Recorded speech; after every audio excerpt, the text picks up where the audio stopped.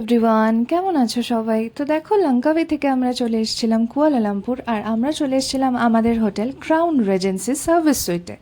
তো আমাদের রুমটা তোমাদের একটুখানি দেখিয়ে দিই। তো এরকম ছিল আমাদের টোটাল রুম ভিউটা, আর এইদিকে ছিল হচ্ছে ওয়াশরুম। আর তোমাদের একটা দারুণ জিনিস দেখাই। দেখো, এই জানলাটার পর্দা সরালেই সামনে একটা টুইন টাওয়ার ভিউ। আর ওই দেখো, দেখা যাচ্ছে ওখানে সূর্যা কেএলসিসি মল। তো তো একটুখানি রেস্ট নিয়ে বেরিয়ে পড়লাম সিটিটা এক্সপ্লোর করতে। তো ফার্স্টেই আমরা গেছিলাম চায়না টাউন।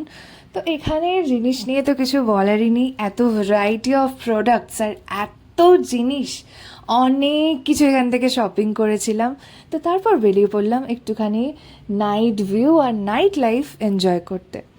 অনেকে বলেছিল যে টাকাটা ব্যাংকে রেখে দিতে পারতিস, ইন্টারেস্ট পেতিস, বা ঘুরতে না গিয়ে টাকাটা সেভিংস করলে বা অ্যাসেট করলে কিন্তু পারতিস।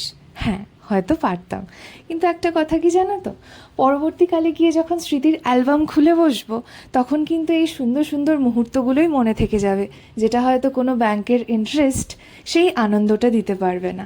আচ্ছা, সে যাই হোক। তো দেখো, এখন আমরা চলে এসেছি টুইন টাওয়ারে।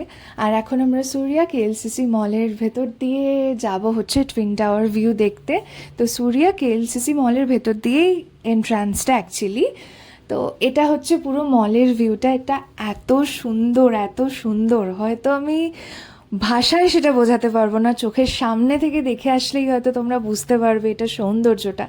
তো দেখো, ঢোকার মুখেই আমরা দেখেছিলাম ইনি বসে পিয়ানো বাজাচ্ছিলেন, আর এনার পিয়ানো নিয়ে সত্যি কিছু বলার নেই, খুবই অপূর্ব ছিল। তো আমরা একটুখানি ফটো ভিডিও শ্যুট করে আবার চলে এসেছিলাম আমাদের হোটেলে।